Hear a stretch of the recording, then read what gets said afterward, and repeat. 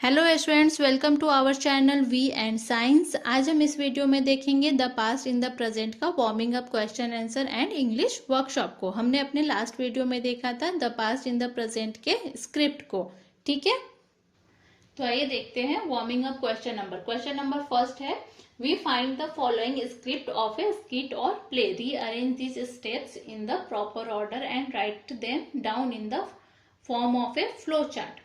यहाँ पे कुछ वर्ड्स दिए हुए इन बॉक्सेस में, इसको आपको एक फ्लो चार्ट की तरह जो है वो अरेंज करना है। यहाँ पे जो है वो एक स्क्रिप्ट, एक प्ले के बारे में है कि प्ले, जब हम कोई भी प्ले करते हैं किसी स्टेज पे तो हमें सबसे पहले हम किस तरीके से हमें अपने प्ले को जो है वो दिखाना चाहिए। तो सबसे पहले हम क्या करते हैं, हम टाइटल दिखाते हैं कि हमारा जो प्ले है उसका नाम क्या है। उसके बाद जो है कैरेक्टर जो है उसमें कौन कौन से कैरेक्टर हैं, जैसे कि कोई कैरेक्टर होता है माँ का, भाई का, बहन का, तो उस तरीके से जो कैरेक्टर्स होते हैं वो उनके हैं।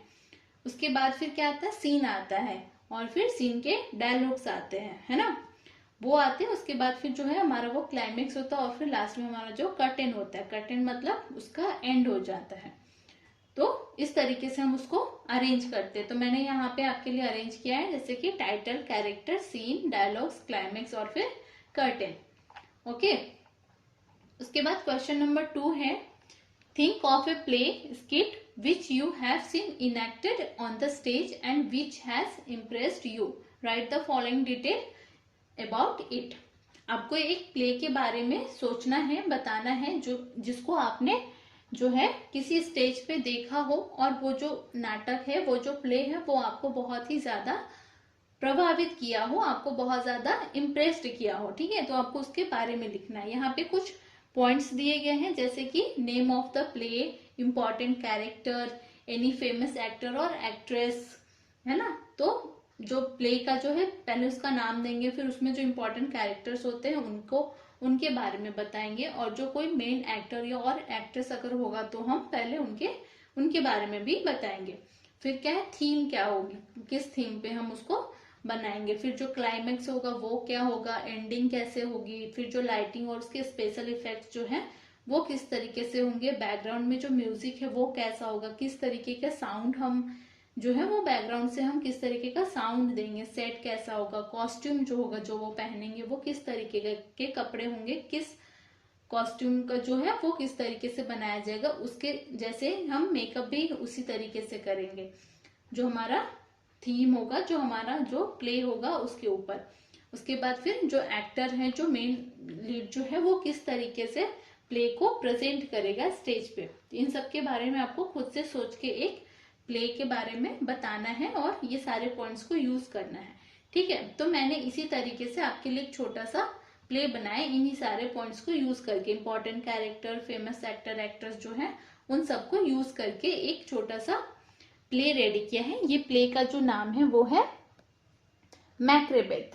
ठीक है, और उनके जो इम्पोर्टेंट कैरेक्टर जो है वो है लॉर्ड और लेडी मैक्रेबेथ, 3 चुड़ैल, लॉर्ड मैकडफ, लॉर्ड बैंको, किंग डंकिन और उनका जो बेटा है मालकम। ठीक है, और इसके जो फेमस एक्टर और एक्ट्रेस है वो है आयन मैकेलेन और जूडी डेंचर। तो जो इसका थीम है वो है महत्वाकांक्षा का अंत, क्योंकि मैकेबेथ किंग डंकिन की हत्या करता है ताकि वो राजा बन सके। ठीक है, और उसके बाद उसका जो क्लाइमेक्स है वो है मैकडफ का मैक्रेबेथ को युद्ध में हराना और फिर उसे मार देना। ठीक है, इसकी एंडिंग जो है वो होगी मालकम जो अपने पिता किंग डंकिन की जगह पे राजा बनेगा।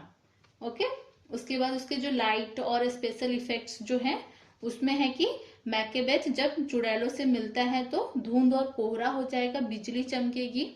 ठीक है, और उसके बाद जो डंसिल हिल जो है उसको हम थोड़ा सा बढ़ा देंगे।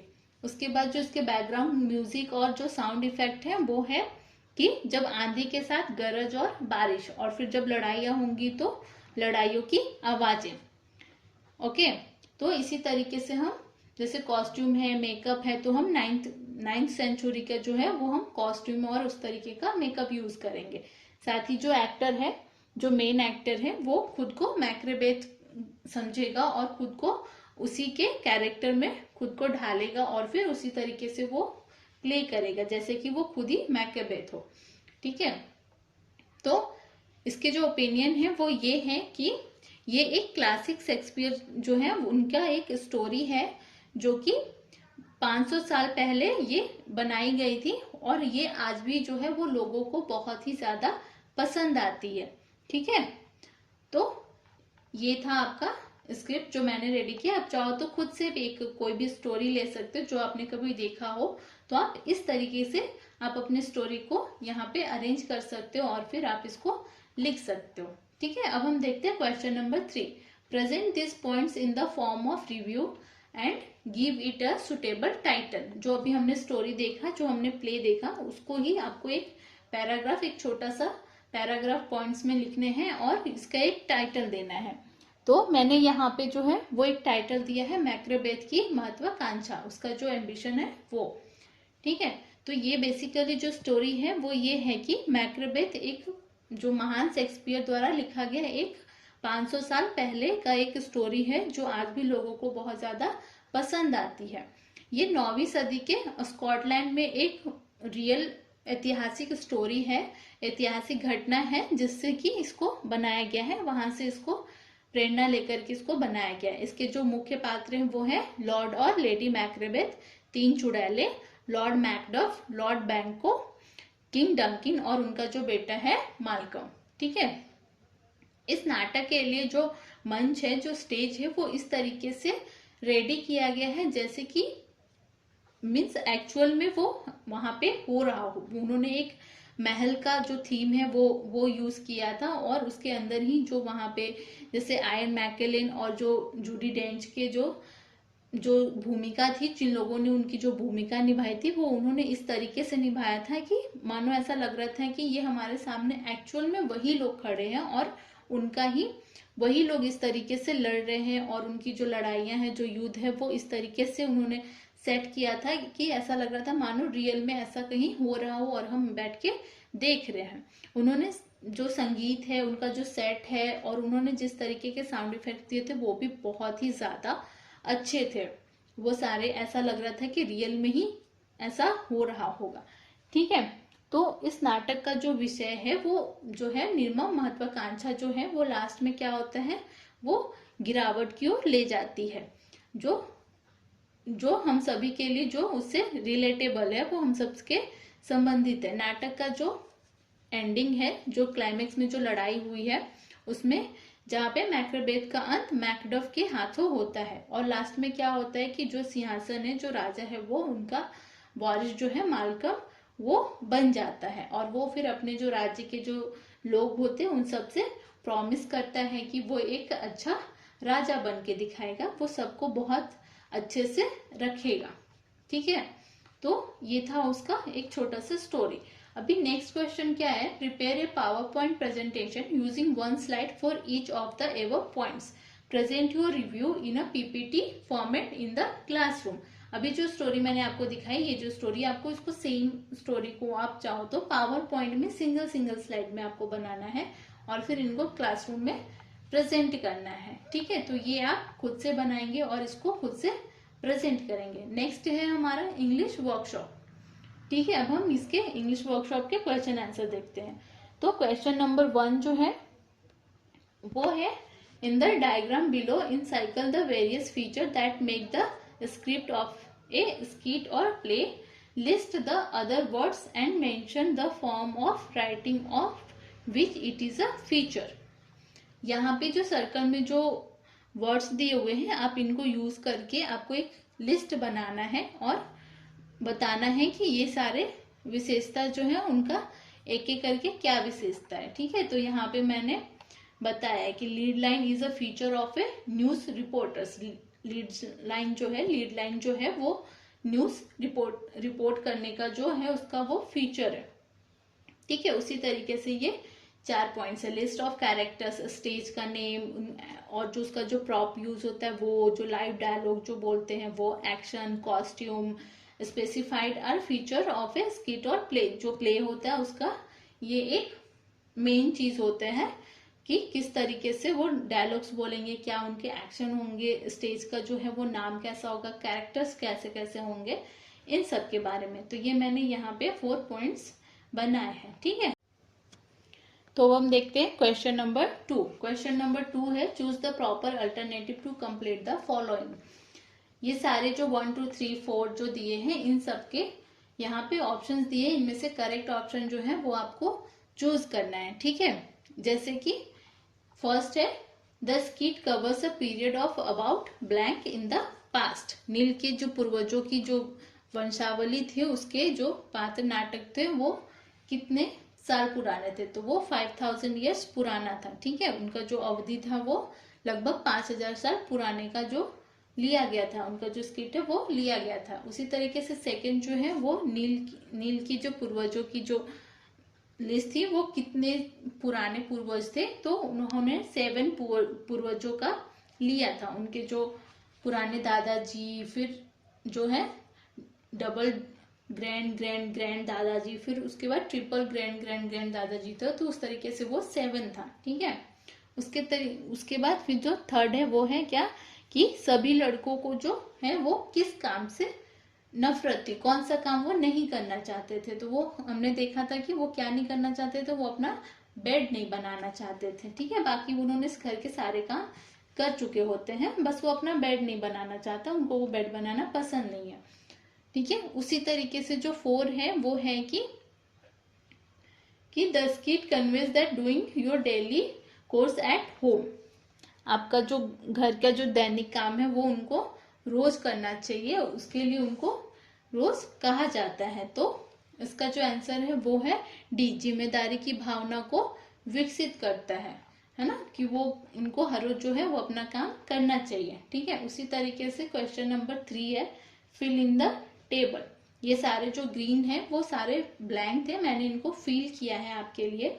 तो जैसे 90s 50s में जो है वो उनको सबसे क्या बुलाते थे, मामा कह के बुलाते थे। फिर 1910s में मम्मी कह के बुलाते थे। 80s में मदर डियर, प्रिय मम्मी बोलते थे। उसके बाद फिर जो है वो 1500 ईस्वी में जो है वो हम उनको क्या बुलाते थे, मेरी प्रिय माँ। उसके बाद फिर जो 1000 ईस्वी जो है उसमें हम बोलते थे कि अपनी माँ को जैसे प्रणाम करके उनको बोलते थे कि मेरी सम्मानित माँ, मेरी जो प्यारी माँ है वही उनको बोलते हैं। उसके बाद 100 AD में क्या बोलते थे, माता देवी। माँ को जो है वो हम बोलते थे कि माता देवी। फिर 3000 में क्या होता है कि मैं तुम्हें प्रणाम करता हूँ। उनके जो बच्चे हैं वो, जब आप स्क्रिप्ट देखोगे तो वहां पे ये सारे वर्ड्स यूज किए गए हैं। उनके जो बच्चे हैं वो उनको इस तरीके से बोलते थे। जब वो उनको बोलती थी कि बेटा आप बेड बना लो, तो फिर वो बोलते थे कि माता मैं तुम्हें प्रणाम करता हूँ। और फिर वो अपने आगे की बातें बोलती थी कि मैंने ये काम किया, मैंने ये सारे काम किया, मुझे अपने दोस्तों के साथ खेलने जाना है, मैं अब बेड नहीं बनाऊंगा, मैं अपना बिस्तर नहीं बनाऊंगा, ठीक है। तो इस तरीके का। और साथ में यहाँ पे क्या है कि बॉयज कॉस्ट्यूम, बॉयज जो है वो किस तरीके के कॉस्ट्यूम पहनते हैं। तो ये जो आपका जो स्क्रिप्ट है वो, उसमें आप ये देख सकते हो, वहां पे ये मेंशन है कि 1910 में जो है उसमें जो लड़का है वो क्या पहनता है, कुर्ता पैजामा और कैप पहनते हैं। उनके जो दादाजी जो हैं वो ये ड्रेस पहनते हैं। 1800 में जो है धोती कुर्ता और टर्बन पहनते हैं।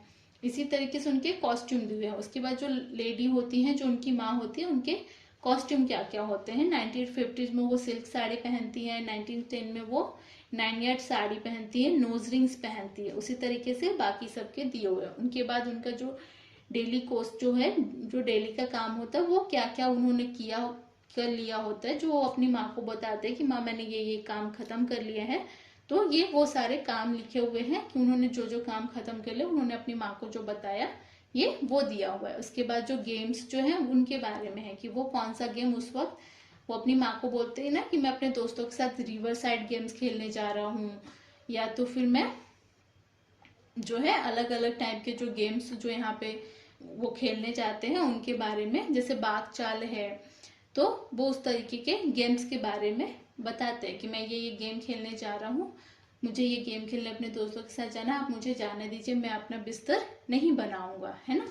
तो ये जब आप स्क्रिप्ट जो पढ़ोगे ना तो आपको उसमें ये समझ में आएगा कि ये सारी चीजें वहीं से ली गई हैं। तो ये मैंने आपके लिए आंसर जो है वो यहाँ पे रेडी कर दिया है। ओके, अब हम देखेंगे नेक्स्ट क्वेश्चन। नेक्स्ट क्वेश्चन क्या है, answer in your own words.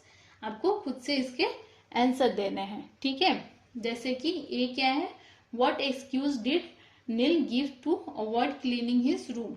जो नील है उसने अपने कमरे की सफाई से बचने के लिए उसने क्या एक्सक्यूज दिया, क्या बहाने बताए।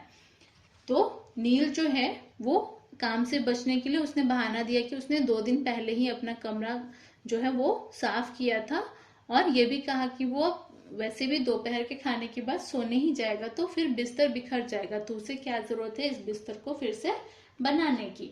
ठीक है, तो मैंने यहाँ पे उसके आंसर आपके लिए लिखे हैं। उसी तरीके से बी क्या है, why does mother tell Neil about his grandpa. जो उनकी माँ है उन्होंने उनके दादाजी के बारे में, नील के दादाजी के बारे में क्यों बात बताती है। तो नील की जो माँ है वो उसे अपने दादाजी के बारे में बताती है ताकि उसे ये बात समझ में आ सके कि जो दादाजी थे वो भी अपने घर के और बाहर के दोनों के जो कठिन कार्य थे वो करते थे, उनको भी वो सारे काम जो है वो करने पड़ते थे। तो जिससे कि वो समझे कि उसका जो जीवन है वो बहुत आसान नहीं है, उसे भी घर के सारे जो काम होंगे वो उसे करने पड़ेंगे। ठीक है, तो यहाँ पे मैंने उसका आंसर लिख दिया है। उसी तरीके से सी है, what task did grandpa wish to avoid. जो उनके दादाजी हैं वो कौन से काम से बचना चाहते थे। तो Neil's grandpa like him wish to avoid making his bed after all the chores that he had done.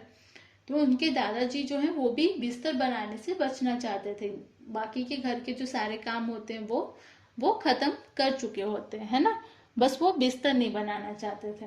उसी तरीके से नेक्स्ट क्वेश्चन क्या है, what did the ancestor from 1910 wish to do instead of making his bed. जो 1910 के जो पूर्वज है वो अपने बिस्तर को बनाने के बजाय क्या करना चाहते थे। तो उसका आंसर है कि वो अपने बिस्तर को बनाने के बजाय वो अपने दोस्तों के साथ नदी के किनारे खेलने जाना चाहते थे। ठीक है, उसी तरीके से ई है, how many chores did the ancestor from 1800 have to do. Okay, तो जो 1800 के जो दादाजी जो थे वो कौन से कार्य, कितने कार्य वो करते थे। ठीक है, तो 1800 के जो दादाजी थे वो पहले कपड़े धोने के लिए नदी को जाते थे, फिर उन्हें सुखाते थे, लकड़ी काटते थे, टूटे बाड़ को ठीक करते थे, और फिर वो बकरियों को भी चराने ले जाते थे। ठीक है, तो ये उसका आंसर हो गया।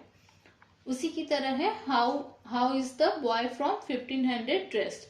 जो 1500 ईस्वी वाले जो लड़का था वो उसका जो ड्रेस है वो क्या था। तो वो क्या पहनता था, वो आस्तीन का ढीला वी नेक वाला टॉप और धोती पहना करते थे, यानी कि जो कुर्ता है और धोती वो पहना करते थे। जी जो है, जी में ये है कि 1000 सीई और फर्स्ट सेंचुरी सीई के लड़के जो हैं वो अपने खेतों में क्या काम करते थे। तो 1000 सीई के जो लड़के थे और फर्स्ट सेंचुरी के जो सीई के जो लड़के थे वो अपने खेतों में जो है वो वहां पे जाके पानी डालते थे, पानी लाते थे, और जो नालियां जो है जो रुकी हुई होती थी उनको साफ करते थे, घास को निकालने का काम करते थे। और जो फर्स्ट सेंचुरी सीई के लड़के थे वो पोल्ट्री को खाना देते थे, भेड़ों की देखभाल करते थे, और खेतों में जो पक्षियों जो आ जाते हैं उनके फसल को खाने के लिए उनको दूर रखने का काम करते थे। ठीक है, उसी तरीके से जो एच है वो है कि नील जो है वो अपने पूर्वजों से मिलने के बाद क्या महसूस किया, है ना। तो उसका आंसर ये होगा कि जो नील है वो अपने पूर्वजों के से मिलने के बाद उसने महसूस किया कि उनके जो पूर्वज है उन्होंने अपने जीवन में बहुत मेहनत किया था, और बहुत ही जो उनके मुकाबले जो है वो उसका जो जीवन है वो बहुत ही आसान है। तो उसे अपने जो घर के काम है और जो थोड़े बहुत जो बाहर के काम है वो उसे करने चाहिए, और साथ ही उसे अपने माँ का जो है वो हेल्प भी करना चाहिए। ठीक है, उसके बाद हम देखते हैं question number 5। In the play 2 devices that make use of wheels are given.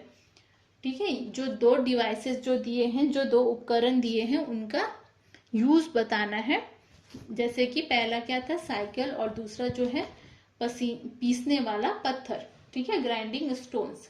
तो उसके बारे में आपको एक ऑटोबायोग्राफी जो है वो मैंने यहाँ पे लिखा हुआ है, उसके बारे में। ठीक है, तो मैं आपको बताती हूँ कि इसमें बेसिकली स्टोरी जो है वो क्या है। तो जो 5000 साल पहले, जो लगभग 3500 BCE में प्राचीन मेसोपोटामिया में पैदा हुआ था। मेरे पहले दिन जो एक साधारण थे, मैं सिर्फ एक ठोस लकड़ी का चक्र था। ये जो स्टोरी है वो बाइसाइकिल जो है वो पहिया जो है वो खुद के बारे में बताता है कि 5000 साल पहले जो 3500 BCE में मैं मेसोपोटामिया में पैदा हुआ था, वहां पे ये सबसे पहले आया था और वो बहुत ही ज्यादा साधारण दिखता था और वो सिर्फ एक ठोस लकड़ी का चक्र था जिससे गाड़ियों को जो है वो आसमान जमीन पर आसानी से चलाने में मदद करने के लिए बनाया गया था। लोग जल्दी समझ गए कि मैं कितना मूल्यवान था, जिसने परिवहन और कृषि को बदल दिया। जैसे जैसे टाइम बीतता गया वो मैं अधिक विकसित हुआ। 2000 BCE में मध्य एशिया के कारीगरों ने मेरे डिजाइन में तंतु जोड़ दिए जिससे मैं हल्का और तेज हो गया। ग्रीक और रोमन लोगों ने मुझे पसंद किया जिसका उपयोग उन्होंने रथों और गाड़ियों में किया। मैं शक्ति का प्रतीक बन गया। मैं कौन है? मैं साइकिल है। साइकिल का जो पहिया जो होता है वो ये उसकी जुबानी कहानी है। तो वो बोलता है कि मैं शक्ति का प्रतीक बन गया और जो सेनाओं को जीतने की ओर ले गया। मध्यकाल के दौरान मुझे फिर से नवाचार किया गया, यानी कि फिर से बनाया गया। इस बार जो है वो जल चक्रियों और पवन चक्रियों का हिस्सा बनकर जो अनाज पीसने जैसे जो काम होते हैं उनके लिए मैं प्रकृति से ऊर्जा का जो है वो ऊर्जा लाने में जो है वो मदद करने के लिए वो बना गया।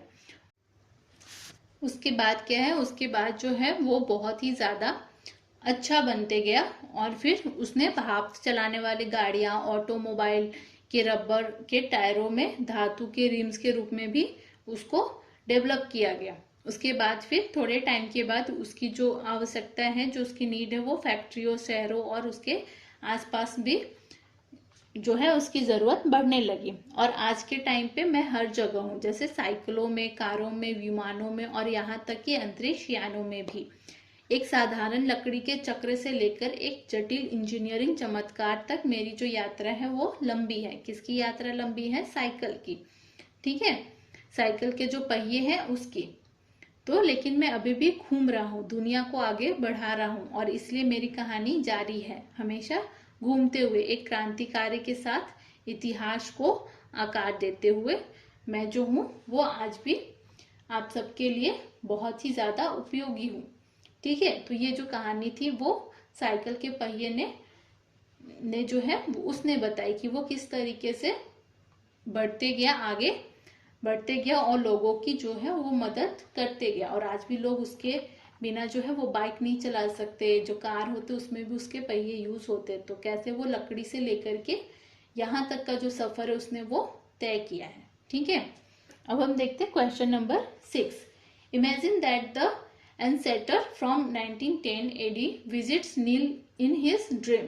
Compose a dialogue between the two about the various gadgets the visitor see in the Neil's room. तो जो यहाँ पे जो है वो 1910 में जो उसके जो पूर्वज है नील के, वो उसके सपने में आते हैं और उनके बीच का जो कन्वर्सेशन जो होता है वो, जो कि आज के टाइम में जो नील के जो कमरे में जो चीजें रखी है उन चीजों को लेकर के जो है वो बात करते हैं। ठीक है, उनके जो डायलॉग्स है वो बताने आपको कि उनके बीच जो है वो क्या बात होती है। तो जैसे कि मैं आपको बताती हूँ, एंसेटर जो है वो आसपास देखते हैं और बताते हैं ये सब जो चीजें वो बहुत ही अजीब है नील। तो नील जो है वो कहता है ये गैजेट्स है, ये मेरा स्मार्टफोन है, मैं इस पर बात कर सकता हूँ और टेक्स्ट कर सकता हूँ, खेल खेल सकता हूँ और जो है वीडियो देख सकता हूँ। फिर जो उसके जो पूर्वज है वो बोलते हैं कि बिना तार वाला फोन ये कैसा है, मेरे समय में तो फोन में तार होते थे। तो नील जो है वो कहते हैं कि ये मेरा लैपटॉप है और ये एक पोर्टेबल कंप्यूटर है। ठीक है, तो उनके जो पूर्वज है वो कहते हैं कि ये ऐसा कंप्यूटर जिसे आप ले जा सकते हैं, ये तो बहुत ही अद्भुत है, ये तो बड़ा स्क्रीन क्या है, ये जो इतना बड़ा जो स्क्रीन लगा है ये क्या है, इसको क्या कहते हैं? तो नील कहता है कि दैट्स माई स्मार्ट टीवी, ये जो है वो मेरा टीवी है और इसमें आप मूवी देख सकते हो, गेम भी खेल सकते हो। ठीक है, तो उनके जो पूर्वज है वो कहते हैं कि उस टाइम पे तो हमारे पास सिर्फ रेडियो हुआ करता था और मतलब तुम्हारी जो दुनिया है उसमें तो बहुत सारी अलग अलग चीजें हैं, बहुत ही ज्यादा आश्चर्य करने वाली चीजें हैं तुम्हारे पास। तो उस जो नील है वो कहता है कि ये सच है, लेकिन तुम्हारे जो समय जो था वो आपका जो समय था वो बहुत ही अच्छा था, आपका जो टाइम था वो बहुत ही ज्यादा कूल था। तो वो जो पूर्वज है वो कहते हैं कि हाँ सच में, बस ये याद रखो कि इनका उपयोग जो है वो सही तरीके से करना। तुम्हारे पास जो भी गैजेट्स हैं, जो भी आपके पास कंप्यूटर लैपटॉप या जो भी है, आप उन सबका जो इस्तेमाल है वो सही इस्तेमाल होना चाहिए, उनका कोई भी दुरुपयोग नहीं होना चाहिए। तो ये जो है ये शिक्षा वो उसको उसके सपने में जो उनके जो पूर्वज है वो आके नील को देते हैं। ठीक है, अब हम देखते हैं क्वेश्चन नंबर 7। क्वेश्चन नंबर 7 है imagine and compare the argumentative dialogues between the mothers of the 20th and 21st century and those in the earlier era about which life was better for women। तो यहाँ पे जो है वो आपको 20वीं और 21वीं सदी की जो मॉम है, जो मम्मी है, उनके बीच के एक कन्वर्सेशन को बताना है कि कौन सा टाइम जो था वो ज्यादा अच्छा था उनकी मम्मियों के लिए, महिलाओं के लिए जो टाइम था वो कौन सा ज्यादा अच्छा था, अभी का या फिर 20वीं या 21वीं सदी का जो टाइम है वो ज्यादा अच्छा था। ठीक है, तो उसके बारे में बताना है। तो यहाँ पे हमने जो है वो एक कन्वर्सेशन मैंने आपके लिए यहाँ पे लिखा हुआ है, इसमें जो है वो ये है कि 3000 BCE की जो माँ है वो सुलती है कि मेरे समय में जीवन केवल अस्तित्व के बारे में था। महिलाएं भोजन इकट्ठा करने, बच्चों की देखभाल करने और अपने परिवार की सुरक्षा करने की जिम्मेदारी लेती थी। हमारे पास बाकी की जो बातें और उनको सोचने के लिए समय ही नहीं था। हर दिन जो जीने का है वो ऐसा ही होता था कि खाना कैसे बनेगा, हमें कौन सी चीज जो है वो देखनी है, बच्चों को कैसे देखना है, तो इन सब में चला जाता था।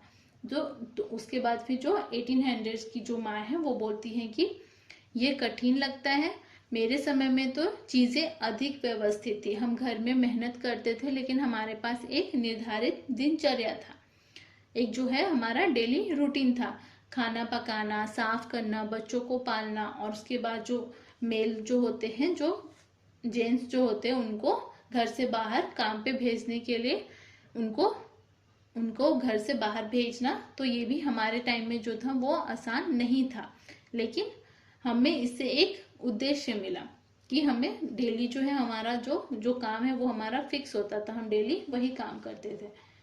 उसके बाद जो नेक्स्ट है 1950s की जो माँ है वो बोलती है कि मेरे युग में तो, मेरे टाइम में तो महिलाएं अभी भी घर का ध्यान रखती थी, लेकिन चीजें बदल रही थी। जैसे कुछ महिलाएं बाहर काम करने लगी, फिर हम में से अधिकांश की उम्मीद की जाती थी कि हम परफेक्ट हाउसवाइफ बने, साफ सफाई भी करें, खाना बनाए, बच्चों को देखे और सभी कुछ अपने पतियों को ध्यान में रखते हुए करे।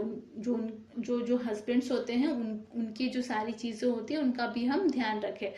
तो हमारा जो काम है वो बहुत ही ज्यादा थकाने वाला होता था, हम जो सारे दिन भर के काम करते थे वो सारे काम करके क्या है जो हम वो थक जाते थे।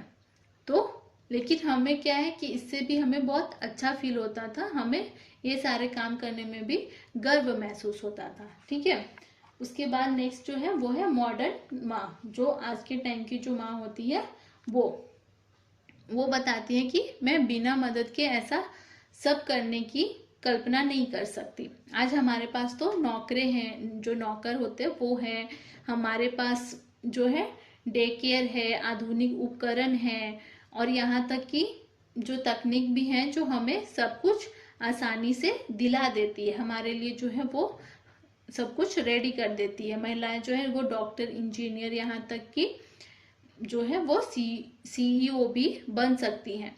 हमें अपने जीवन के लिए जो कुछ भी हम जो चाहते हैं वो हम कर सकते हैं, हमें वो चुनने का मौका मिलता है।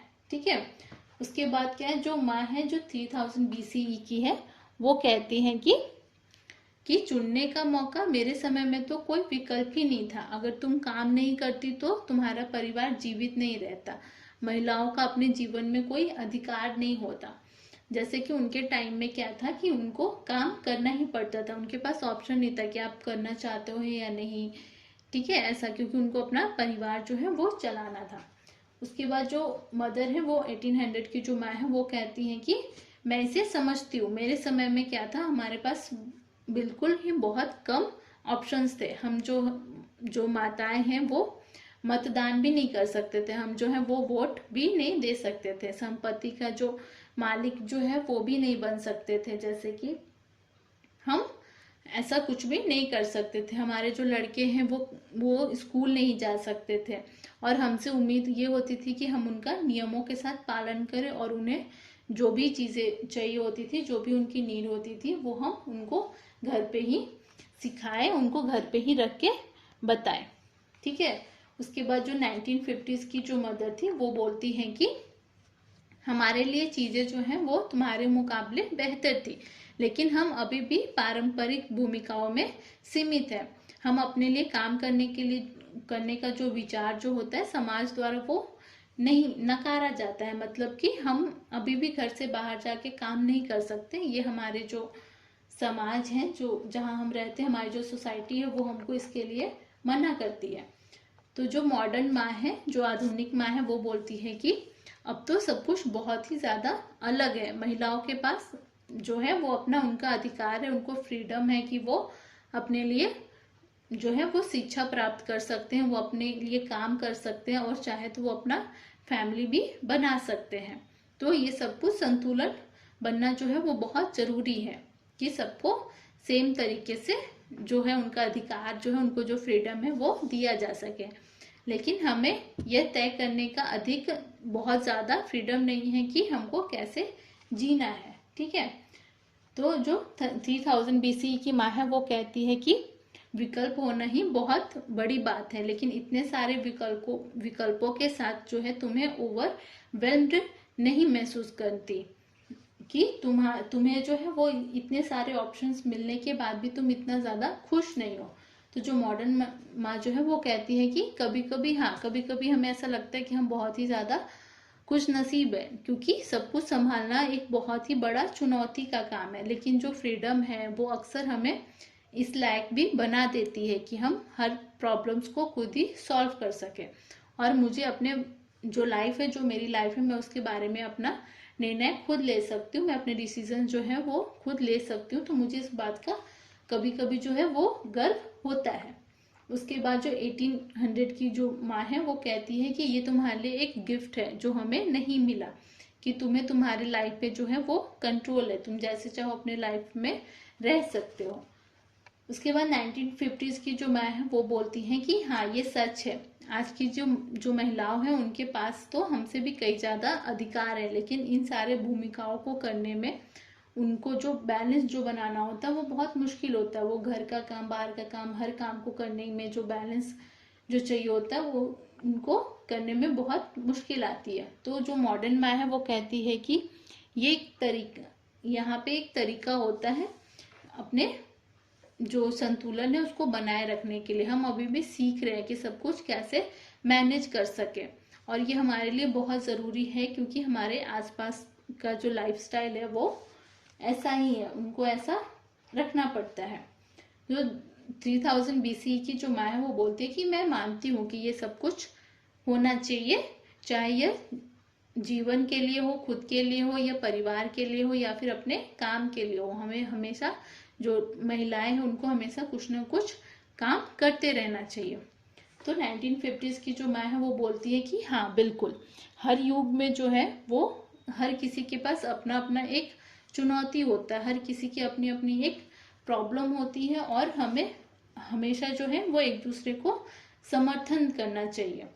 तो जो मॉडर्न माँ है वो कहती है कि हाँ, और एक बात है जो कभी नहीं बदलती, वो क्या है कि वो है अभी भी हमें एक दूसरे की जो है वो जरूरत है, और हम एक दूसरे की जो हमें हमेशा मदद करनी चाहिए, चाहे समय कैसा भी हो, अच्छा हो खराब हो, कैसा भी हो, हमको एक दूसरे की मदद करनी चाहिए। ठीक है। तो ये तो ये जो था हमारा, ये जो कन्वर्सेशन था वो सारे मॉम्स के बीच में था जो अलग अलग सेंचुरी से जो बिलोंग करती थी। ठीक है, अब हम देखते हैं question number 8। Read the entry about voice in the language study pages. Note that the speeches of all the boys are in the active voice. Turn them into a passive construction. यहाँ पे जो है, जैसे नील ने बोला I put the dishes in the dish washer, तो ये क्या है, एक्टिव वॉइस है, तो हमको क्या करना है, इसको पैसिव में कन्वर्ट करना है। तो क्या हो जाएगा, dishes has been put in the dishwasher. ठीक है, उसी तरीके से क्या है, 1950s के बॉयज ने कहा था I have water the garden, मैंने जो बगीचे में है वो पानी दिया, तो उसका पैसिव वॉइस क्या हो जाएगा, the garden has been watered by me, मेरे द्वारा जो गार्डन में पानी दिया गया था। ठीक है, दिया गया है। तो उसी तरीके से यहाँ पे बाउट होम द ग्रोसरीज, तो मैंने इसका यहाँ पे पैसिव वॉइस बनाया है। उसके बाद ये दो भी है जिसका मैंने आपके लिए पैसिव वॉइस जो है वो बनाया है। ठीक है, तो आप यहाँ से इसका आंसर देख सकते हैं। अब हम देखते हैं question number 9। Think of suitable names for the boys from the earlier centuries. जो पुराने टाइम के जो लोग थे, जो बॉयज थे, उनका जो है वो सुटेबल नाम देना है।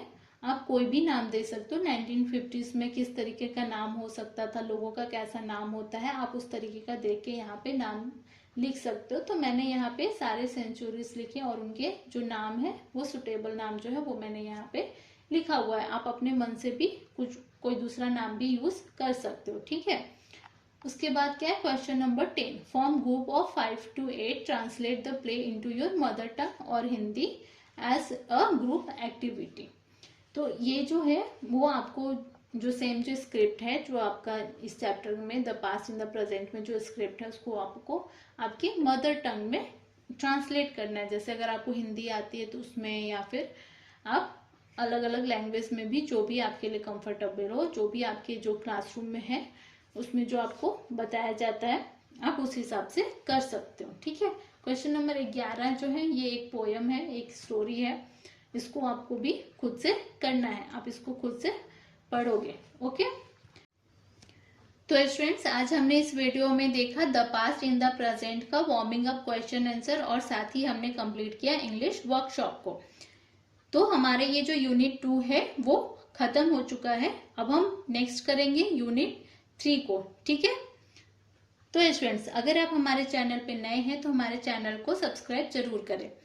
अगर आपको मेरी ये वीडियो अच्छे से समझ में आ गई है तो इसे लाइक करें और अपने दोस्तों के साथ शेयर करें। कमेंट करके आप अपने व्यूज जरूर बताएं, साथ ही आप अपने सवाल भी पूछ सकते हैं। अब हम मिलेंगे अपने नेक्स्ट वीडियो में, तब तक के लिए टेक केयर, बाय।